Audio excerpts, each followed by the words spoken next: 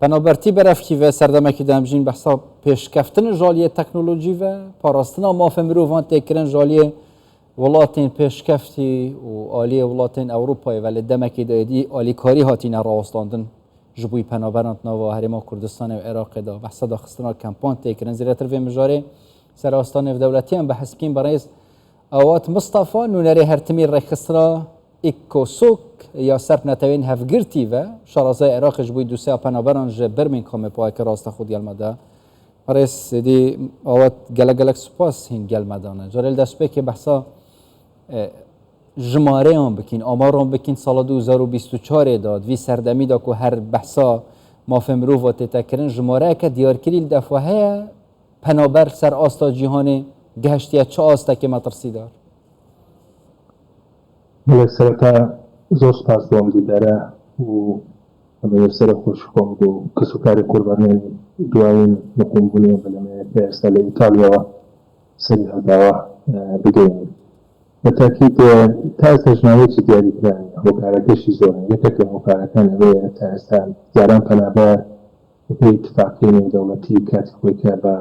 زارانه که بوده سالی فیلمش بپرزم یکه و اطلاق نوتوا بپی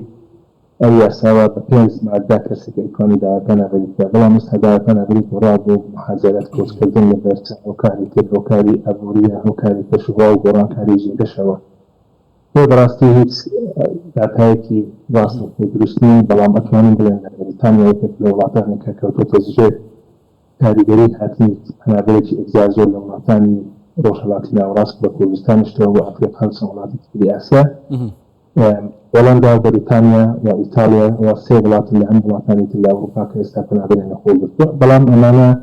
بعد من السرطة وكل ركنا بدأ وكاري كنا بدأ تأسيس كان يتعني بكونا في مدينة كنا بالحسابات. باش. برزاد نکه اگر ام بحث واقعی بکن یعنی جالیه کی و ریگریل خلکی تکرن بچند نوا ولاتین اروپا دا بهر رگه که هبه. آلیه کدن آلیکاریا پنابران نای تکرن توان ولاتین کو شرط نوا ولاتین وانا دهیم بونمونه از بحثاین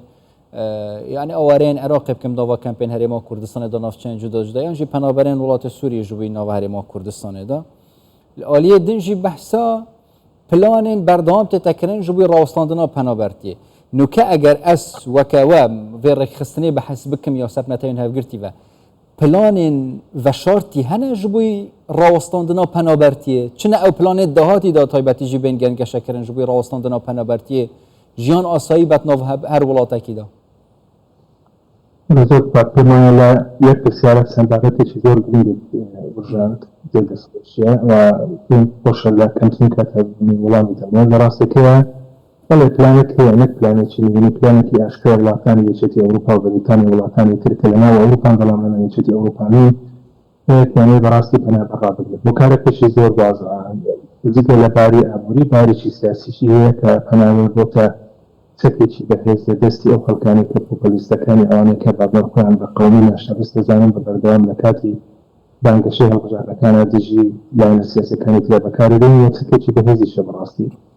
بريطاني بكاري ولاتاني ترستا وكوكيني تجير كاري قريب كتيتر بنابر معنوي كتيتر بيجانا معنوي بيسنا بخلقاني هي ولا مراسكي بلا بريطاني بلدان بيسي ببنابر بيسي بآوارة بيسي بكوسكر هي بلام او كوسكر بيكي استالاري بكوزستان بباشتر باسي كين براسي بيسي بكوسكر شوازي كوسكر بين هاد دوران كاري لجيان لغلات الدولات اجتردو شويني كانت لعراق وغير كوزستان عايكر بداخل العراق زور خطري زور طالبالات الطبيعي بلام استعراق لغلات كانوا بحرين كوزستان ولا زور هو ولاتی چی لباره ولاتی چی آرامه بله که مکروی هی کس نلبه مکروی نو بسته که مکروی کناتن بلام کاتی که کسی دار کنه بریه کاتسن شک شروطی که جلو شک شروطی هنه براسته هرین کردستانی عراق دوانی نمعه بیه کاتی که کسی بکن بلاته بقا ساقی برگه قاساقی و لبه وخمی که هر سنی وقتن کسانی که لیره که پیانی گرگیشنی به بریتانی اوروپا درگاه بحشتی بوکیت و اشتکله زحمتك وأريشيك من براسي بلك تشاونا في راستا بريطانيا يوضو تركيز بريطانيا كم بريطانيا أجين شهر زايداش بريطانيا بلام لغلاتاني إشكم بلام بريطانيا باشتري من بني لبرو باسكم براسي جان جو قرص وزيد لبيكتو أبي تنابلتي يا سايدي أبي إقامة أبي جلسة أبي هم كاركان في سايدين زان بزنی و چندین هۆکاری تریشێ چەندیش وەسیلەی تریشێ دەبیتی کە بزانێت بۆ بکانە ژیانێکی زۆر ئاسایی بژینەک زۆر باش وەکو لای خۆمانەوە هایلایت پشتی ژیانی هایلایت بەڕاستی لە بەریتانیا نییە ئەو شتانێک کە خەڵک باسی کە بەڕاستی زۆر زۆر بەدارخەوە هیچی ڕاستی ئێمە من ئەوە زیاتر لە ساڵە لە وڵات هەیە ئەژیم شارەزای زۆر باشن هەیە کەسێکی کۆپێشنانم وە پێشی کارەکە ئێستان تەرجمەم کردو ئێستاش بە هەمان پیشەوەتیان کار بکەم ئەگەر بنەوێ ئەوە کە ئەبینی بەڕاستی ژیانی ئێمە بە تایبەتی کوردانی بەداخەوە زۆر زۆر نالەبارە من پێم ڕێگای تر هەیە بە تایبەتی بۆ خەڵکی پرۆفێشنەڵ ئەوانەی کە ئێستا لە کوردستان شاهدە باشتر هەیە لە چەندین وڵات لەبەرەوەی بەریتانیا لە دوای هاتنە دەرەوە لە یەکێتی ئەوروپا ڕاگەیاندووە عێراق شێت وڵاتانە خەڵکانەکەیان ئەگەر ئەو شارەزای پیشەی شەهادەیان هەیە ئەتوانن بن بە یاسایی بنە وڵاتەوە کار بکەن پاشان ساڵێکی تریش ئەتوانن ژیانی خێزانیش بگەن و ببنە هەڵنیشتوانی ئەم وڵاتە ما لەلایەکی تر ڕاستی ئەوەی کە ئێستا هەیە تەواوی یەکێتی ئەوروپا و وڵاتانی تریش حتا بگرێت لە کەنەدا و ئەمریکا و مەکسیکیش هەمان ئەو گەنجەش و بابەتە هەیە چۆن بکرێت بابەتی پەنابەری چارەسەر بکرێت بەداخەوە چارەسەر ناکرێت ئەتوانن بڵێن ڕۆژ بە ڕۆژ خراپێتی ئەمەشیان بۆ لەبەرەوەی ئێستا هەر بەڕاستی چەند ساڵێکە قسەیەکی تر هەیە ئەبێ یانوە جارنامەی مافەکانی داواکردنی پەنابەری بگۆڕدرێت بۆ لەبەرەوەی جاران لەگەڵ ساڵ هەردی عالەمی دووەم لە 48 تا 51 ئەو بابلێن یاسای دەتوێت جارێکی شەماکراوەتەوە باس زیاتر لەو خەڵکانەیان کارکردبوونەتە قوربانی جەنگ بەڵام ئێستا قوربانی تر هەیە ئەوەی هەوایە ئەوەی بابەتی بەڕێزەوەت ئەگەر ئەس بەحسا یعنی ئالیکاریکردنەوەن وڵاتان بکەم ئەڤێن و پەنابەران حەوینن خو divê rawostana hebe taybetî ji rojekeke ev rûda ku roja cîhanî û penaberan e yanê welat hene weke karteke fişarê penaberan kartîne beramberî Ewropayê welat jî hene alîkariyan dikin û alîkarî pêşkêşî wan nayê nekirin dawî rêzbendiya xirabtirîn û baştirîn welatên ku penaberan hewînin defwe heye rêzeya xirabtirîn kîş welatê rêzeya baştirîn kîş navçe welatê بەڵێ ساڵ بە ساڵە گۆڕێ لە ساڵەکانی 2016 بەڕاستی وڵاتانی ڕۆژهەڵاتی ناوەڕاست لە ڕێزبەندی یەکەم وڵاتەکانی جیهان بوون لە باشترین و خراپەکانیان بەڵام لەگەڵ گۆڕانکاری قەیرانەکان و گواستنەوەی شەڕەکان بۆ شوێنانی تر ئەم ڕێزبەندیە ئەگۆڕێ بۆ نمونە لە کاتی شەڕی ئوکرانیا پۆڵۆنیا و ئەڵمانیا یەکەم هەرە باشە وڵاتەکان بوون بۆ لە خۆگرتن و بەخێرهاتنی پێشوازیکردنی ئاوارە پەنابەرەکانی ئوکرانیا بەڵام لە ساڵی 2016 هەرێمی کوردستان بۆ نمونەکە بەڕاستی ئەمەیان هەم شانازیەک بۆ ئێمە بە زیاتر باسی بکەین وانش ڕاستێکە یعنی فاکچوال یعنی دروستە کە یەکێک لەو هەرێمانەیان لەو وڵاتانەی کە زۆر بەباشی بە شێوازێکی زۆر نوێیانە پێشوازی لە پەنابەر و ئاواران کردبوو ئێستاش لەگەڵ بە هەروایە بەڵام ئێستا کەمتر کە باسی هەرێمی کوردستان و عێراقەکە عێراق بەڕاستی هەر ئاوار و پەنابەری دانیەوە هەیە لە هەرێمی کوردستانە باسناکە لەبەرەوەی بارودۆخی سیاسیەکەیە گۆڕاوەوە چی تریشەوە لە بەرژەوەندی هیچ ساینشتر بەکار نایێت بۆیە ئەمە بۆتە بابەتێک زیاتر کە ناو خودی کۆبنەوە داواخراوەکانە باسەکرد بەڵام لەگەڵەوە وڵاتانی تر هەیە ینی چەند ساڵێک یۆنان لە وڵاتانە بۆ کە زۆر باردۆستە لە وڵاتە خراپەکانەکە بکەنوان مامەڵێکی توات لەگەڵ پەنابەرانەکە وێ ئەو داتا زانیارانە بەڕاستی بە بەردەوام لە گۆڕانکاریان ئێستا وەکی هەیە لەگەڵ هەموو ئەو پێشوازیانێک کە لە ئەوروپا هەیە بەڵام لێرە لەبەرەوەی ڕەخنەگرێکی باشی و ڕەخنەگری هەیە و ئەشکێ ئەوانەی کە دۆستی مافی مرۆڤن ئەوانەی کە باوریان بە کۆچکردنی یاسایی بە مافی پەنابەران هەیە ئەوانەی کە ڕائەکەن لە قەیرانی شەڕەکە بە بەردەوام لە دوای چارەسەرزی باشتر ئەگەڕێندەیە وەکو باسم کرد ئەمیان بەڕاستی زۆر زەحمەتە ئەو داتایە لە ساڵێکە لەوانەیە لە ساڵێکە سێتیان بگۆڕدرێ ئەوەی کە ئێستا هەیە زیاتر ئەو وڵاتانەی کە بەروبەری ئۆکرانیان پێشوازیان کردو لە پێشوە لە ئۆکرانەکان کردو ئەوان ئێستا لە ڕێزبەندیەکەمدا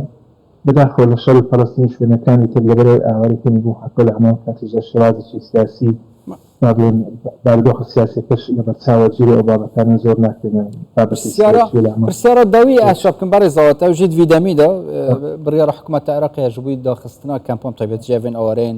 ناوچەن وانە حتى نوکێژی نەئەولەنە حکوومەتە هەرێمی ژوەکەتە ژێ مۆجەبێکری باشترین شێوە خزمەتە ئەوەرە و پەنابەران کردە هین وەکە ڕێکخستنی سەر نەتەوین هەفگرتیوە دێ ئالیکاریە هەرێمێ بکەن ئالیکاری دێنە پێشکەشکردنی چکەوە 2 ساڵن ئالیکاری ژبووی پەنابەران ئەوەرەوە نەبووە یان ژی هیندێ گەل بڕیارên حکوومەتە عێراقی بتایبەتی ژی بچن و ئیدی کەمپ بێنە داخستن و زۆرەی خەڵک بێڤەگەڕاندن ژبووی ناوچەین وان يعرف قص خوش مزابطة جين قال راسك لا هجدينا يدور قال استابس وعطينا حتى إذا وكان زيد الأودو خطاب اللي هي كلمة ريبت وكان لما جوني ما فكان يقول شيء كنت هذا جو بابته